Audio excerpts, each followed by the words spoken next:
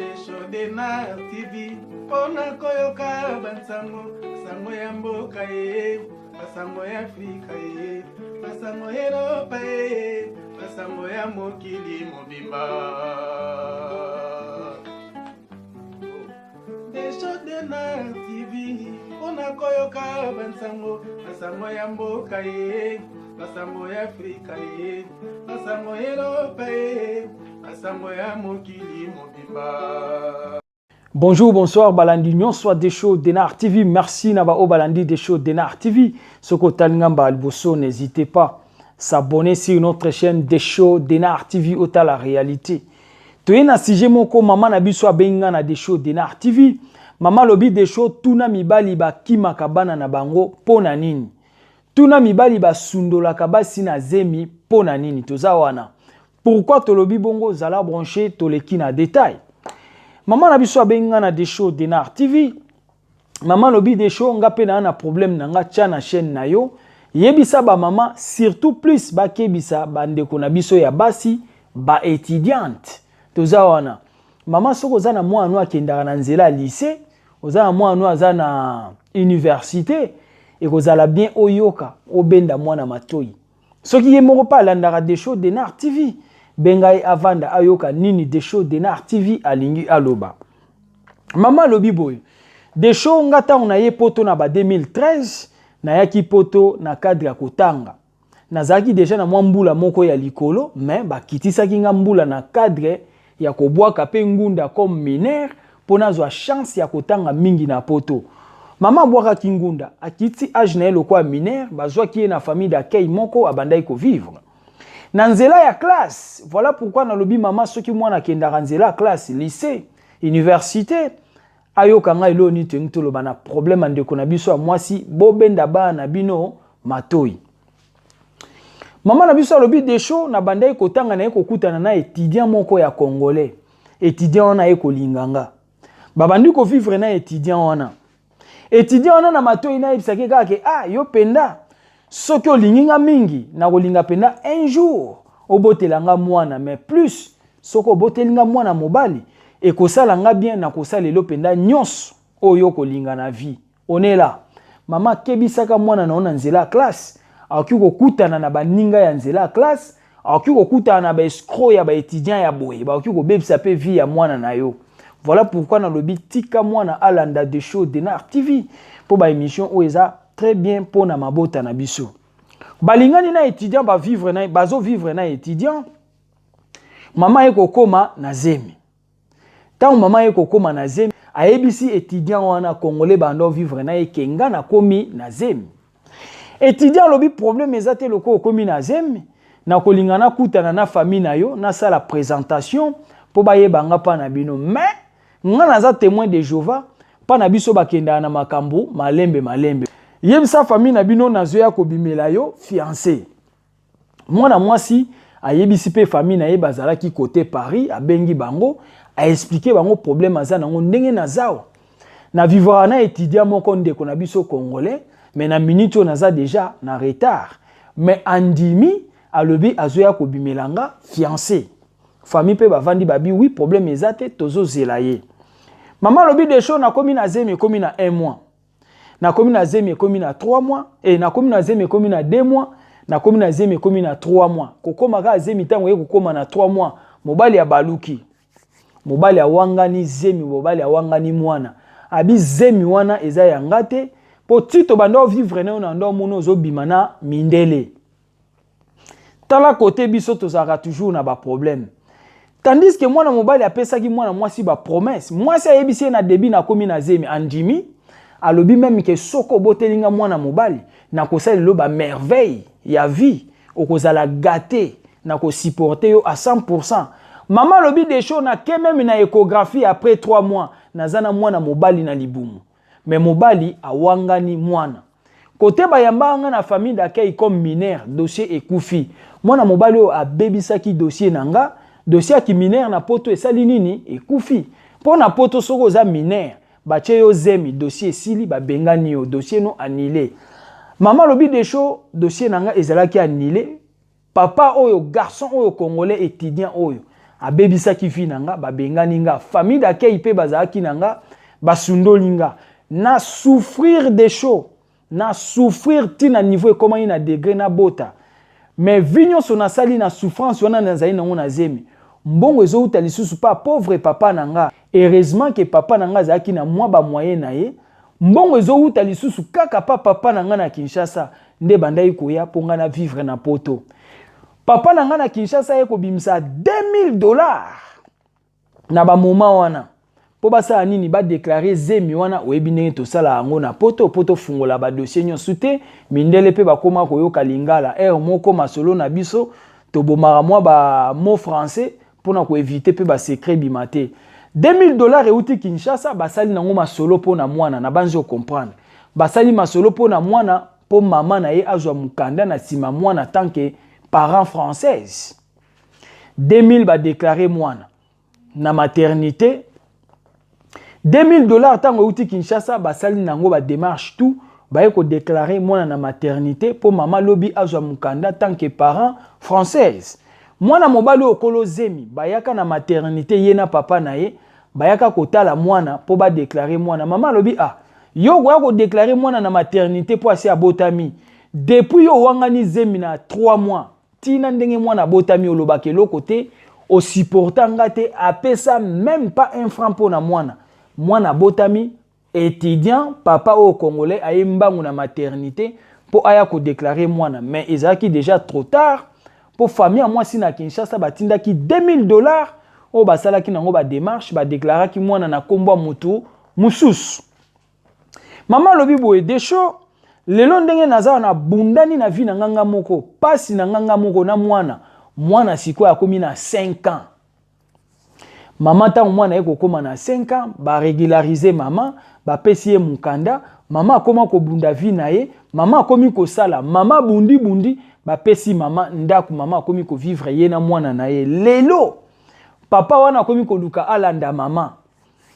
aye ko proposer mama lobi ke non ndenge oza mwasi nanga parce que mama lobi tango nazara na zeni ye asundola nga alandaka française alandaka mwasi ya mundele ya française mwasi wana mundele bakendaka mais lelo mwana azokoma na 5 ans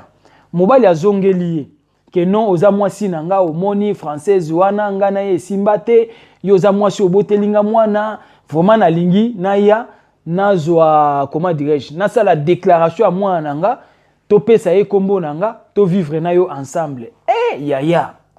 mama lobi boye desho mais mwana mobali ona o comprendre te ezalaki soki na bengi po na makamba mwana ya benga ngaka to kutana na ba hotel ebitanga abenge bakutana na hotel eza po anini comprendre esika na komi c'est-à-dire azali mobali moko aozwa mama ka likolo mama ko benge po na €100 ya pamba po na mwana akangi telefone akobenga po na €50 ya pamba mwana ote avato kutana na hotel c'est-à-dire ye po kutana na mama na diyenga webi diyenga voilà mama bina ko benga desho mwana zange lokobe na ko benge histoire na ko benge rendez-vous ya pesa ngaka na hotel poto kutana nae hotel pona zwa mbongo pona mwana tanto €50 ou €100 a pamba hotel quelle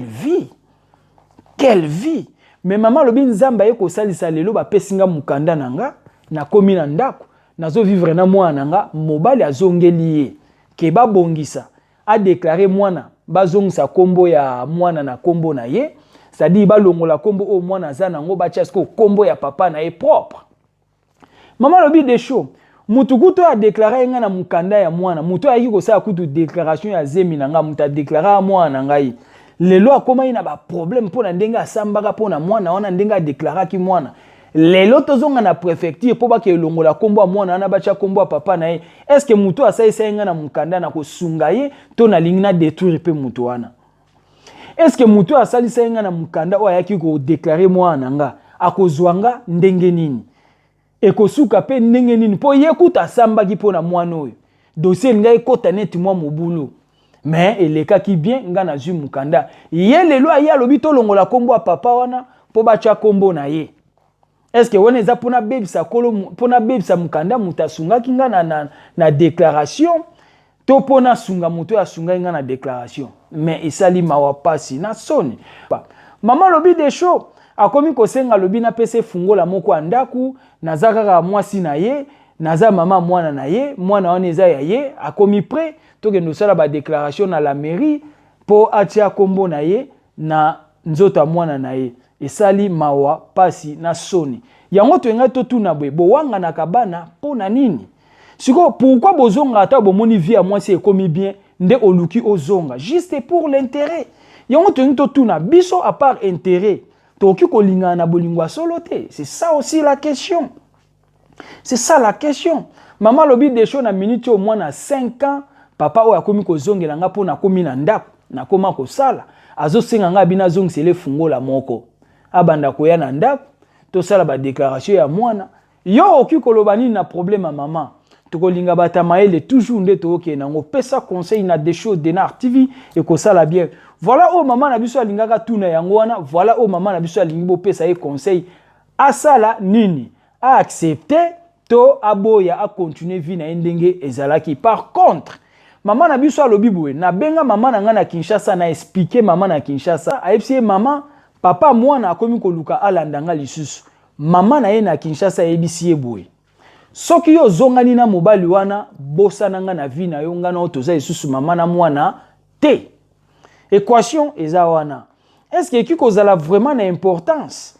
ya koloba ke maman na biso azongana na mobali oyo to eza na importance te à vous les claviers biso to linka conseil voilà pourquoi to sa ba émission boy po biso tout tozo maele oyo komeli maman et komela ba mususu te maman lobi ye azana posa mobali wana te tant que asundola ki déjà na mwana alanda ki française mais lelo akozonga pona nini po maman komi na ba position ba question toza nango yango wana est-ce que c'est important pour na mobali en même temps le même mobali alingi ke bazonga na mais en condition basa la test ADN aye ba si réellement mwana wana za yaye parce que na début à grossesse aboya ka lobi mwana aza ya mundele mais mwana pe abotama aza ya mundele te mwana bimi africain c'est-à-dire mwana eza yaye mais mobali aza toujours na ba doute bien qu'azobondela mwasi bazonga na me alingi ba mema mwana na ADN bo mema mwana na ADN nini mwana wana aza na kombo na yote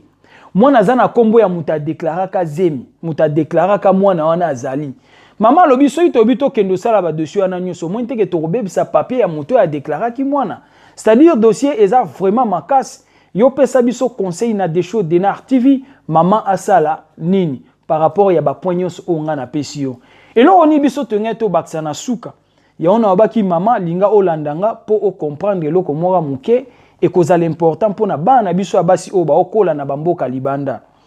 na kolinga mama soki mwana akenda na nzela ya lycée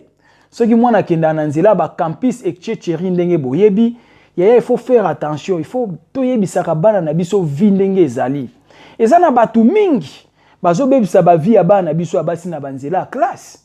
na vidéo mususu eko tomber na téléphone nanga na ibite ndeni ne yaki na moni bana mibale bana ona baza presque ya ba 16 ans 17 ans bango nyosu mibale biloko bana ona baosa na vidéo tu peux pas croire maman oyebi biso kala à l'époque bande kwa basi o tokoli na baona Kinshasa to bana biso o baokola na Kinshasa moi air moko bo éducation ezozala bien bazoye ba mibali atana ba âge à likolo peut-être moi chance wana ezozala muke mais bano bazokola na poto ya te tia koma na ba âge ba 14 ans 15 ans 16 ans non bazoye ba déjà trop kolekana biso ba parents na bango bana vidéo moko ba ekwelinga na maboko na ebite vidéo wana ekomi pa na ngandeni bana mibale ya ba congolais mibale ya mwasi na mobali na ba âge wana na makambo bazo sala te wana na ebisi yo te en tout cas pardon to meka kolande l'éducation à bana yebaka mwana akendaka wapi akendaka classe to akendaka banzela mususu ba déplacement ya ba weekend ya maman zotika mwana mwasi ka bote aketala ba camarade na ba émission boye to ça na poto penza ti lelo yo zo permettre mwana mwasi ya 14 ans 15 ans 16 ans 17 ans abimara weekend ake te maman bobo la bana bino na éducation africaine na éducation bantou éducation congolaise et kozala bien tika ba laisser aller na mwana mwasi biloko nga des choses nazo mona soki na lakisi yo o regretter plupart bana biso bazo beba na banzela classe Biso na Kinshasa kuna bandeko na biso abasi oui eza nango baka eza partout mais ya poto eleki. Na poto zomona mwana 16 ans 17 ans biloko azosala mama yo côté le matin au côté le matin atane eloko amukete. Na video ya bana biso batindeli ngawa nga personnellement esalinga soni mwana biso ya mwasi ya congolaise et puis elongi na yebwe na mamba azosala nga na otala ngo c'est regrettable. Voilà yango na linga ki penda émission tant on osala ngo linga mwana alandaka po ayoka makambo tuzoloba. Soki okendaka na nzela classe yaya kende classe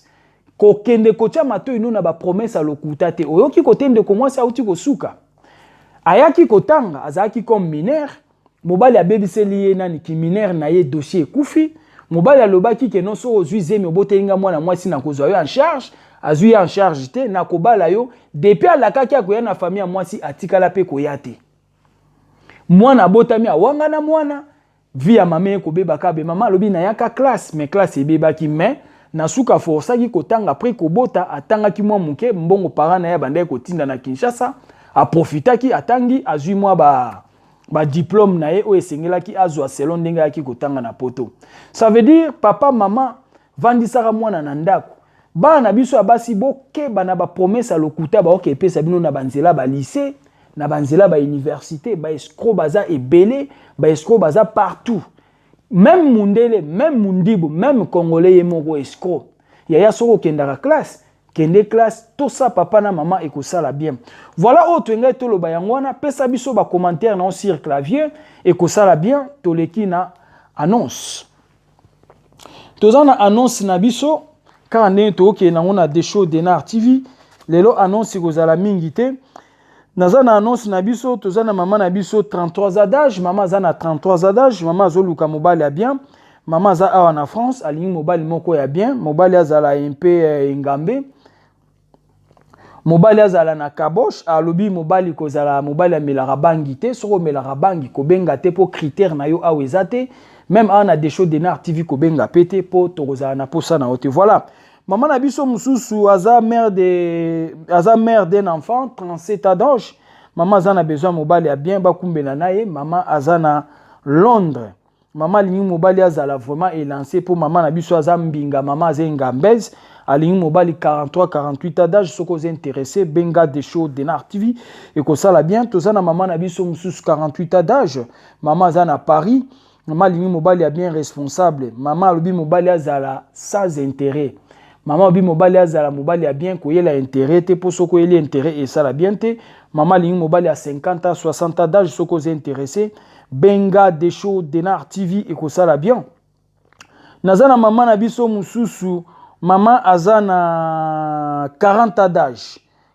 d'âge mère d'un enfant maman azana Paris maman lingi mobali a bien maman abi ko tia côté soko tchaka choko kobenga te po tozano posa te ekosopa yo soko za intéressé maman lingi mobali ya 48 à 50 ans d'âge soko za intéressé benga des shows Denar TV to kopeso ba coordonner maman na kuzu tozana maman na biso mususu azana 53 ans d'âge maman lingi mobali ya bien maman azana pa na Lyon maman za yemoko azana mwana te actuellement soko za intéressé au bengi na des shows Denar TV to peso yo ba coordonner ya maman na kuzu. Nazana maman na biso mususu maman azana 53 ans d'âge. Maman za yemoko mwana ya si akola akenda. Maman za yemoko 53 ans d'âge. Maman azana Paris. Maman lingi mobali ya bien intelligent. Alingi mobali 47 à 60 ans limite. Soko za intéressé benga des shows Denar TV ekosala bien. Voilà. Toleki na problème ya mapangu. Voilà, tozana mapangu ya koteka. Nazana lupangu moko na Njili quartier 5. Le Pangwaneza sur place commerciale, soko za intéressé benga des shows Denar TV et que ça la bien, soko talingamba aliboso n'hésitez pas s'abonner sur notre chaîne des shows Denar TV au la réalité, aimez commenter votre émission et zalaki abino humble serviteur. L'homme de bonne foi zala branché ba émission Zakoya. Ciao.